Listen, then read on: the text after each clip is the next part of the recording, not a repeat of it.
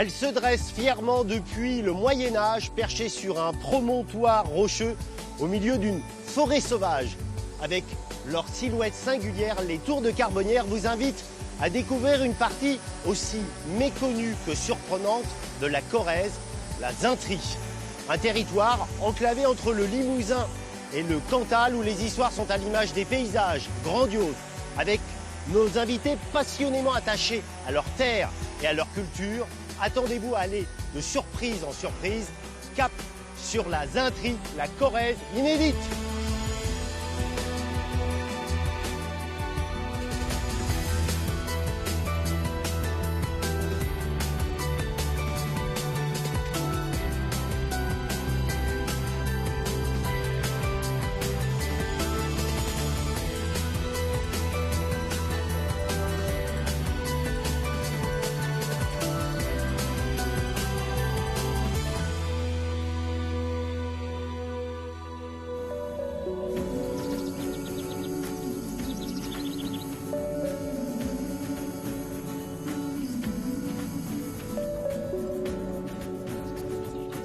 On n'arrive pas en Zintrie de n'importe quelle façon. On y monte. Et cela a son importance. En s'élevant, on change de plan. On entre dans une autre dimension. Ce territoire est une sorte d'énigme, un entre-deux géographique, culturel. Limousin, du point de vue administratif, auvergnat par ses paysages. Pour en saisir les subtilités, il faut être né ici, comme Jean-Michel, ornithologue, naturaliste. Bon, ben voilà, on y est. Hein. Quel point de vue, je comprends pourquoi tu voulais nous emmener ici pour commencer l'émission. Hein. Disons que c'est un site merveilleux et en même temps, ce site-là qui est, pour moi, extraordinaire affectivement et physiquement, je dirais, c'est un site qu'on peut rencontrer assez couramment en Zintrie. L'Ouchentry, comme on dit en occitan, c'est un territoire sauvage à une forte identité, qui était un petit peu, traditionnellement d'ailleurs, en marge des axes de circulation. Des paysages aussi authentiques et aussi époustouflants que ceux-ci, il n'y en a pas beaucoup en Limousin et en France. C'est un endroit justement méconnu pour toi? Ah ben alors, totalement, mais c'est une terra incognita. Je veux dire, même auprès de nos Limousins, nous sommes au Limousin, en face il y a l'Auvergne, le Quercy un petit peu plus loin, mais même auprès des locaux, ça reste une terre inconnue. Allez, on continue la découverte? Avec plaisir.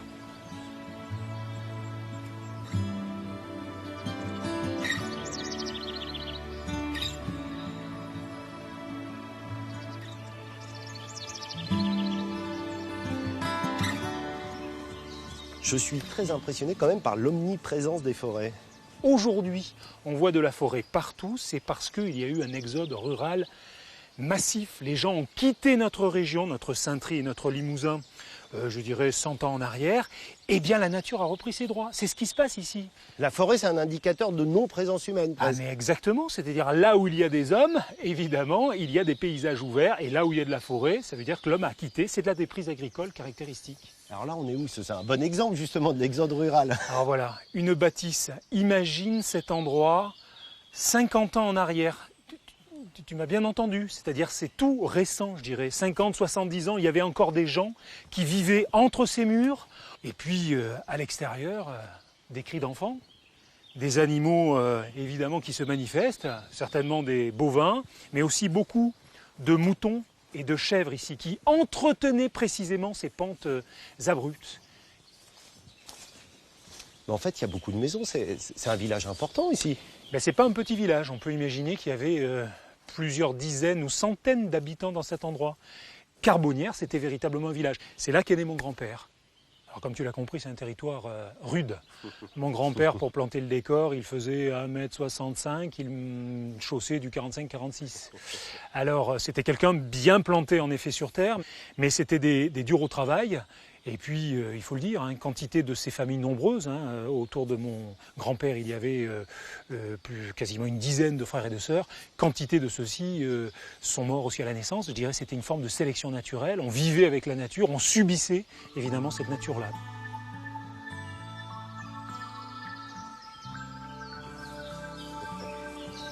Parmi les raisons pour lesquelles Jean-Michel aime tant cette terre, il y a bien sûr le fait que ces espaces sauvages sont particulièrement prisés par les oiseaux. Attends, on va passer par là. Ce matin-là, il nous invite à assister à une opération délicate.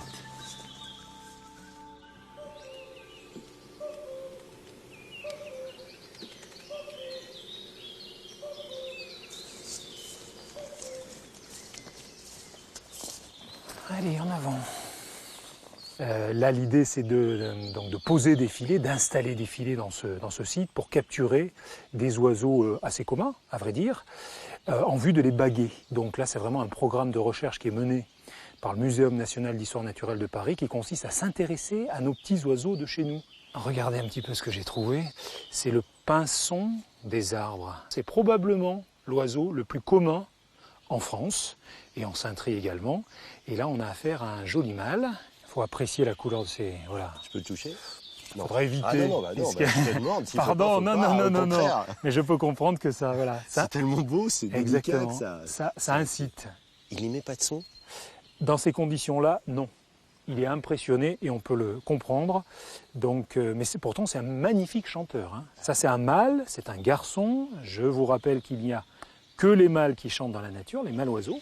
On lui pose la bague à l'instant. Donc, c'est une véritable petite plaque d'immatriculation avec un code unique au monde, osons le dire, 3 108 409. Eh bien tiens, tu vas le prendre dans tes mains. Ouais. Allez, faut oser. Comment faut faire? Non, c'est très simple. Pas de mal d'abord, pas le serrer, et puis non, bien sûr. le lâcher côté forêt qui retrouve son domaine vital. Je sens la chaleur. Eh bien certainement. Et son Bon, petit qu'est-ce cœur. que je fais? J'ouvre les mains, c'est tout? Tu ouvres les mains et ça devrait partir tranquillement. À part s'il est impressionné par notre présence, voilà, ça y est. Ah.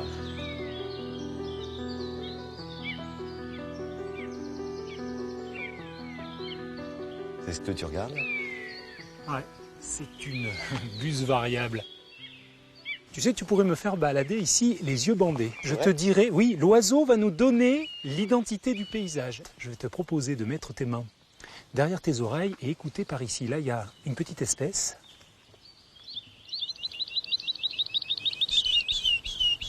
Ah ouais. C'est l'alouette Lulu. Et Lulu, c'est pas son surnom, ça pourrait être ça, mais là en l'occurrence c'est l'onomatopée, enfin voilà la traduction de sa phrase, hein, le coq fait cocorico, elle dit Lulu, Lulu, Lulu, Lulu. T'es quand même très doué pour reproduire le son des oiseaux. Le simple fait d'imiter l'oiseau, tu deviens cet oiseau, tu deviens un mâle qui défend son territoire et tu peux le faire venir jusqu'à toi, l'entendre beaucoup mieux et pourquoi pas le voir. Et ça marche très très bien. Le ridicule ne tuant plus, il faut oser. C'est-à-dire qu'il peut répondre carrément. Ah, il peut répondre et venir très très près. Moi je le vois très couramment. Allez, vas-y. Coucou. Le mot coucou, il n'est pas réussi. Coucou. Coucou. Coucou. Le tien est plus aigu. Hein. Coucou. Coucou.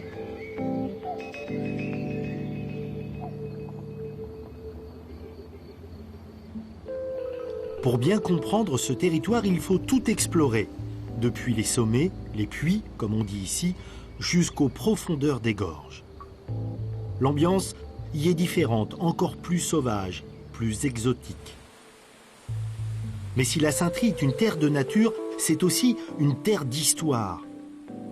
Voici les Tours de Merle, une cité forteresse installée sur un éperon rocheux en surplomb d'une boucle de la rivière Maronne. Avec ses 7 tours dressées côte à côte, le castrum s'impose aux visiteurs par ses dimensions, sa puissance, sa démesure. Angélique, le site est vraiment surprenant. Pourquoi y a-t-il autant de tours ici? En fait, autour de Merle, se sont rassemblées plusieurs familles seigneuriales, et ce depuis au moins le XIIIe siècle. Et ont vécu ici jusqu'au XVIIe siècle.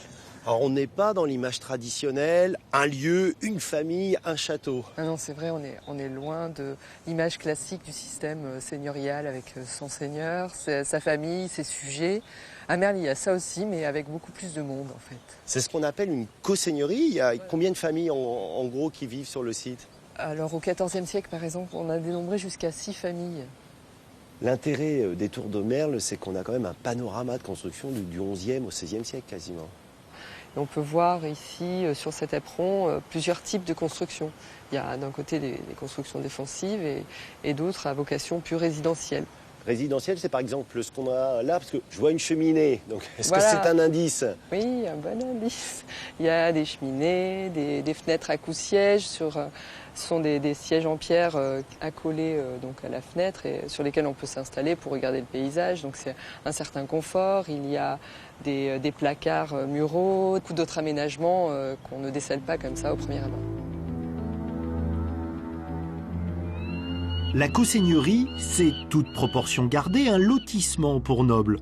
Il fonctionne un peu comme une copropriété d'aujourd'hui. Il y avait un règlement avec, par exemple, le coût des parties communes à répartir. Le système reposait sur un principe d'égalité entre les seigneurs, enfin presque. Car bien sûr, dans la société féodale, l'un d'eux finit toujours par prendre le dessus.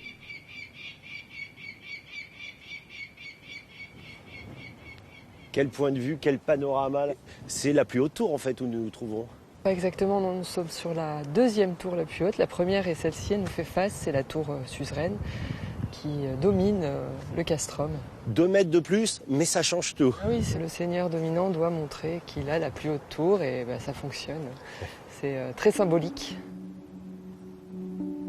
Vous êtes né pas très loin d'ici, votre vocation d'archéologue, est-ce qu'elle est née justement grâce un peu à ces tours de Merle, à ce site? Pour beaucoup de Xintricois, Merle est un symbole et on est tous venus petits arpenter les tours et ça fascine beaucoup, ouais, j'ai beaucoup aimé. Puis j'avais la chance d'avoir une famille qui était passionnée par les écrits aussi, les textes anciens, donc ça m'a bercé.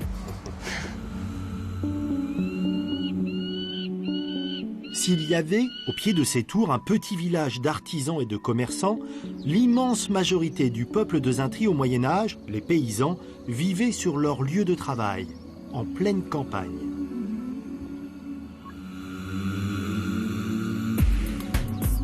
Dans un lieu exactement comme celui-ci.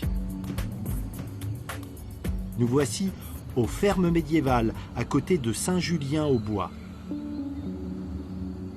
Une machine à remonter le temps. Salut Pierre. Bonjour. Tu es de corvée d'eau à ce que je vois. Oui. Pour avoir de l'eau, tu es obligé d'aller au puits. Au puits ou à la fontaine. Voilà. Avec ses chaumières, toutes meublées, ses granges, ses animaux, ses cultures bordées de murets en pierre sèche, le village semble avoir traversé les siècles. Et pourtant, le site était totalement vierge il y a 10 ans. Avec la seule aide de son père et de son frère, Pierre Gire, pâtissier de formation, autodidacte de l'histoire, a réalisé son grand œuvre. Et cette reconstitution n'est pas le fruit de son imagination. Elle s'appuie sur des recherches, des rencontres, de l'archéologie de terrain. Toiture de chaume, ça me fait toujours rêver. C'est-à-dire que ça protège de la pluie. L'eau passe pas. Ah non, non, non, non. C'est le but. Hein. Donc il y a de la pourriture en surface là, mais c'est très étanche, quoi. Et de temps en temps, on répare. C'est vite fait, hein, quelques poignées de paille, on renfile aux endroits où on a quelques creux comme ici, et puis c'est reparti pour quelques années, quoi. Alors, comment vous avez su comment fabriquer, comment réparer une toiture de chaume? On a appris surtout sur le tas ou sur le toit. Est-ce que vous avez fait des concessions à la modernité ou la volonté d'authenticité? Là, par exemple, à cette porte, il y a quoi? Il y a des clous, il y a des choses pour que ça tienne? Mais le métal étant très coûteux à l'époque, normalement, gond, penture, c'est en bois, quoi. On se débrouillait. Hein. Moins on utilisait de fer, mieux c'était. Alors, au moment où vous avez fait la construction, quand même, on prend une petite perceuse à un moment, quelque chose? Nous, on a quasiment tout percé ici à la tarière. Comme c'est des sections un peu grosses, avec la perceuse, dans du bon chêne, vous tournez autour, quoi. C'est-à-dire que même les outils que vous avez utilisés étaient les outils d'époque? Oui, oui, l'herminette, tarière, hache, oui, oui, oui. À part la tronçonneuse de temps en temps pour débiter les gros arbres, mais sinon le reste, c'est tout travaillé avec des outils main. Et là, on arrive, c'est quoi, votre dernière création? Oui, oui, oui. C'est la chapelle du village, hein. Chapelle romane. Allez, on rentre.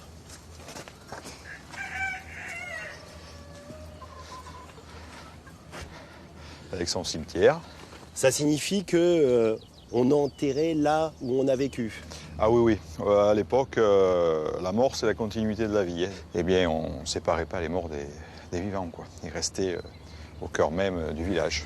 C'est une période différente de la nôtre. Hein, quand Ah même. oui, si aujourd'hui c'est une rupture, à l'époque, c'est une continuité.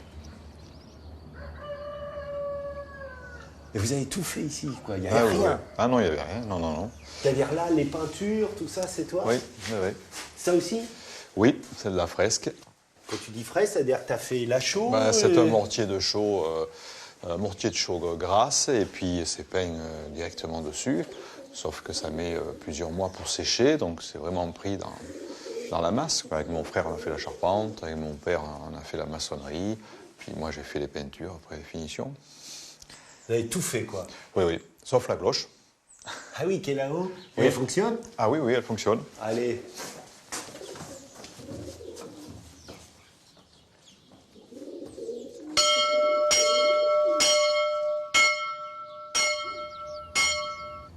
Pierre, vous poussez le vie jusqu'à vivre ici, si j'ai bien compris. Oui, je reste toute l'année dans le village, là, oui. Mais alors, c'est-à-dire que vous vivez aussi dans les conditions, bon, c'est-à-dire pas d'électricité, par exemple. L'électricité, j'en ai un peu. Ouais. Une ampoule et une prise, donc Ah oui, c'est quand même très restreint. oui. Pourquoi vous avez cette passion pour cette période? C'est-à-dire que l'évolution était nulle au pays, donc au 19e, on vivait comme au 15e ici. Mais l'intérêt, c'est qu'aujourd'hui, on est dans un grand tournant. On n'a jamais connu un tel bouleversement dans la société humaine, donc pour moi, c'est une mémoire, c'est important.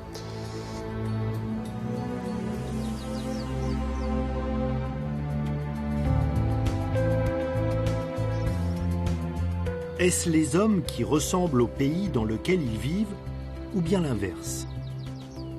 Une chose est sûre, la Zintrie est à l'image de ses habitants, surprenante, attachante, avec du caractère.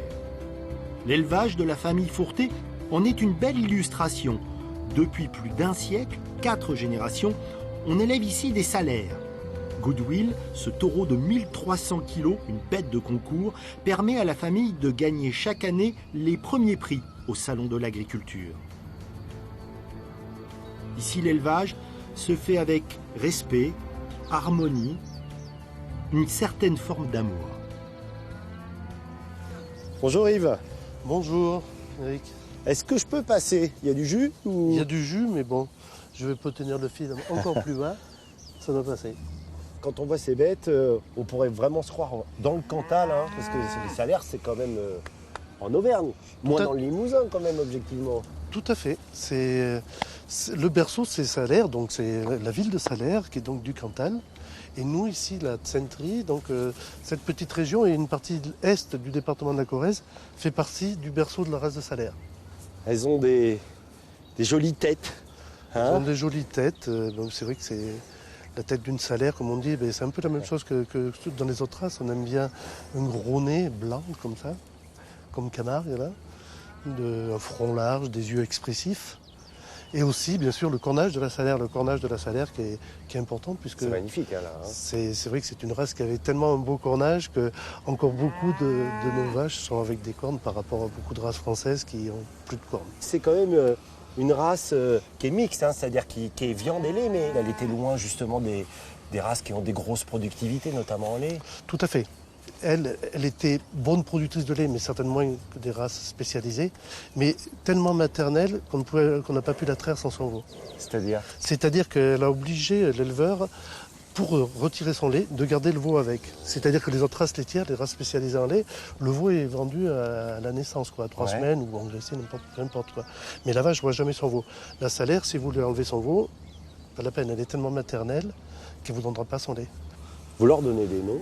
Oui, toutes les vaches. Là, vous les connaissez toutes par leur nom? Toutes les vaches sont connues par leur nom. Comment s'appelle elle? Laquelle? Celle-ci? Oui. Écosse. Celle-ci? Honorée. Oui, mais comment vous arrivez à les différencier? Fervente, échalote, ça dépend. Voilà, tout. Il y en a combien au total? Il y a un peu plus de 100 mères. Alors, les petits veaux, il faut reconnaître que plus il y en a, plus ça devient un petit peu dur. Est-ce que je me trompe là? Elle lui fait vraiment des bisous ou elle le nettoie? Ou c'est moi qui projette un peu des sentiments très humains? C'est des sentiments bovins, là, mais qui se rapprochent des sentiments humains. C'est la maman qui fait la toilette à son petit veau, quoi.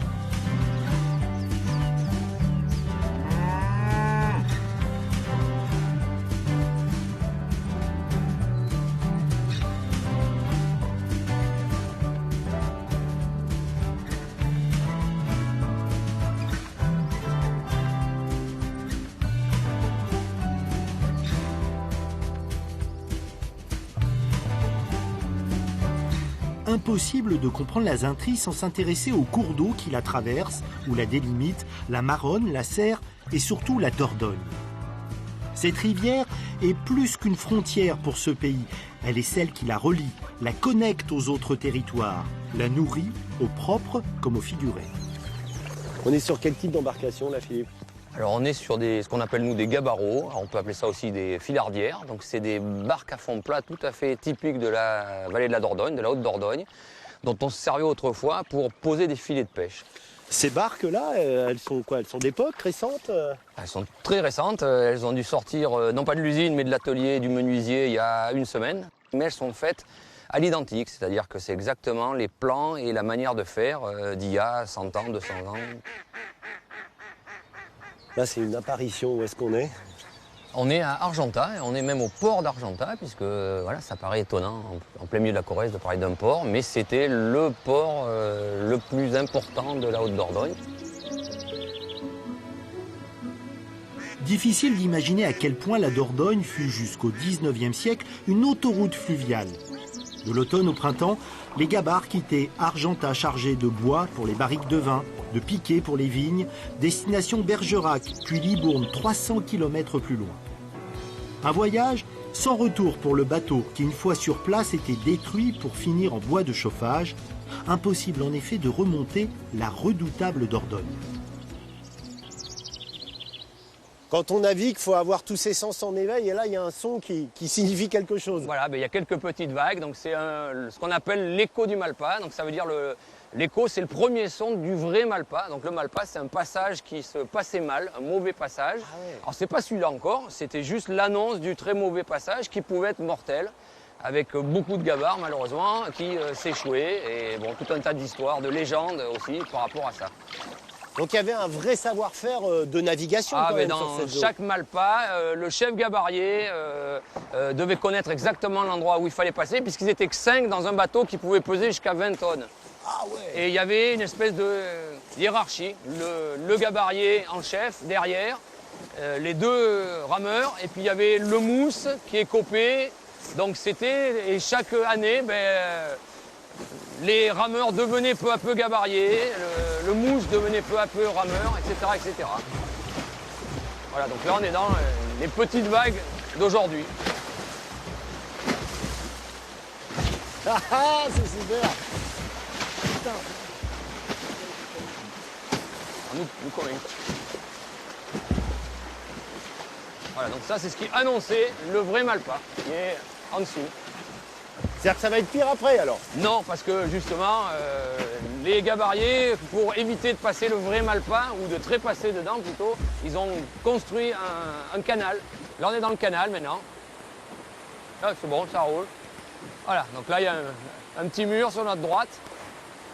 En fait, voilà, tout ça, ça a été bâti.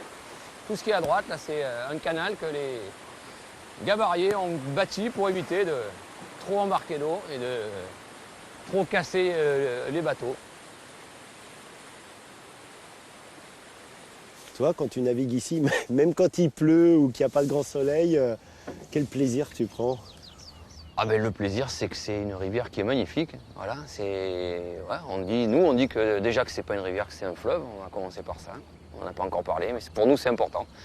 Ça se jette dans la mer, ça se jette pas du tout dans l'océan exactement, ça se jette pas du tout dans la Garonne. On n'a rien contre la Garonne. Hein. Et puis c'est une rivière qui est encore très très pure, très très propre. Et puis c'est une rivière qui, bon, il y a beau y avoir des barrages, c'est une rivière sauvage encore. Donc c'est une rivière qu'on ne dompte pas comme ça, qu'il faut respecter.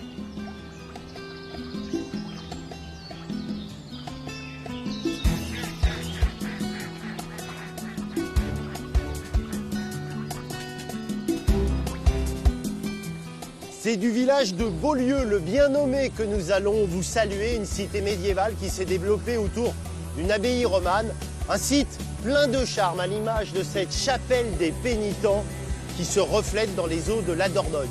Beaulieu est l'une des portes d'entrée de la Zintrie, un territoire injustement méconnu qui, disons-le, nous a séduits par sa beauté, sa richesse, mais plus encore par ces hommes qui en écrivent l'histoire singulière.